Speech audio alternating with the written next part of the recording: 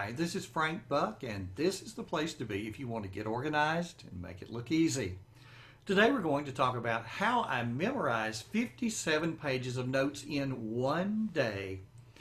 Life presents situations that we've never faced before, and those situations cause us to grow. It starts the day we breathe our first breath, and if we're lucky, it doesn't end until we breathe our last one.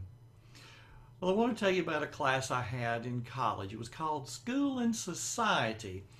If you were an education major at Jacksonville State University during a certain time period, this class, School and Society, taught by Dr. Harry Rose, was unforgettable.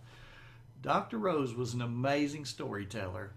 At 7:30 a.m., he could keep a room full of college students spellbound, hung on every word he said. And he did it without ever looking at a set of notes. Everything was from memory.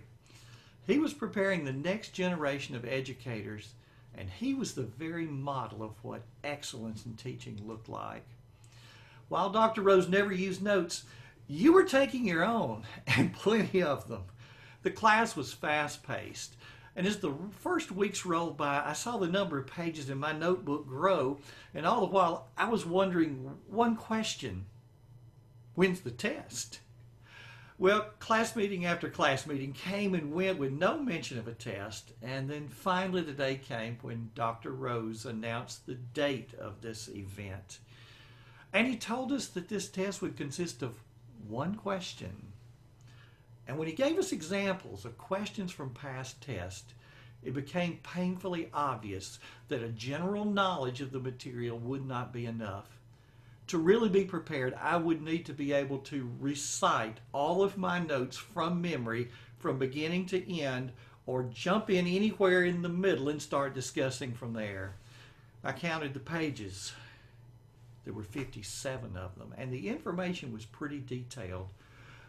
Nothing in my past had prepared me for what I was about to face. Now, I'd always been good at memorization, but nothing like this. So, introducing the concept of places, that magical memory aid.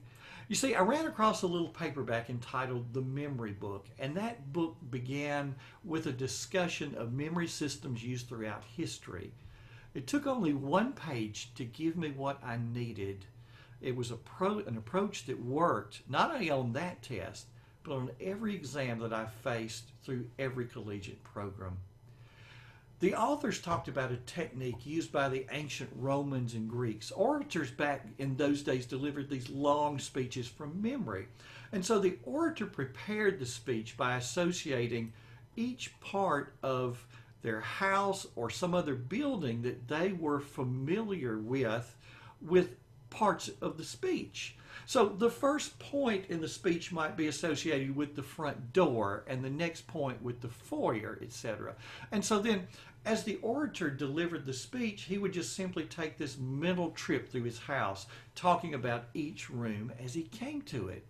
Well, this technique was called places, and it's from this early memory technique, by the way, that we get the current day expression, well, in the first place. That's where it started. Well, I read no further than that one page because I had everything I needed to know. So starting at the beginning of those 57 pages, I began associating each major topic with a room. I visualized certain people in that room and discussed at that point in my notes. I mentally placed pictures and posters on the walls, each reminding me of the details about that topic. And when all was said and done, I could literally recite the entire 57 pages as I mentally walked through each room. Now I was ready, and it took me one day, but I did it. Now, let me show you what I'm talking about. Here is the notebook that I still have from 1980. And this is what a typical page would look like. Everything in a logical outline form. Here's a closer example. Now let's zoom in on the left margin.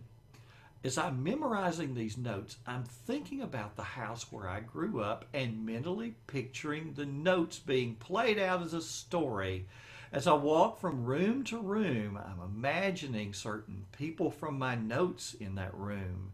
History notes are always full of lists, 5 reasons for this and 7 causes for that. So I'm imagining posters on the wall with those lists. And from these 57 pages, I ran out of rooms before I got to the end, so I started using the studios and the classrooms in the music building where I spent most of my time at the university, and then continued to the church that I attended during my college days.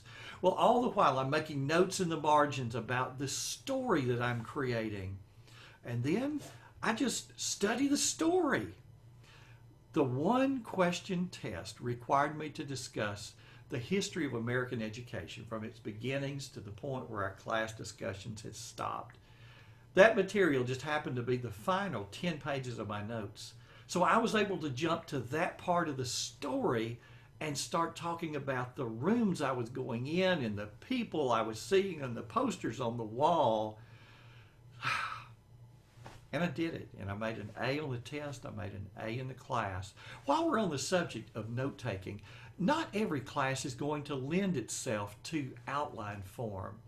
In a particular class I took, a very excellent class on adolescent psychology, what worked was, first of all, taking notes as a draft, just like I talked about before.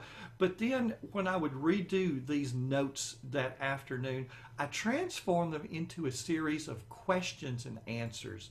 Questions were in red and answers were in blue. So, back to the test. I not only made an A, but more importantly, I had a technique that never failed. I was delighted to have found something so simple that made such a huge difference, and maybe, just maybe, it could make a difference for you as well.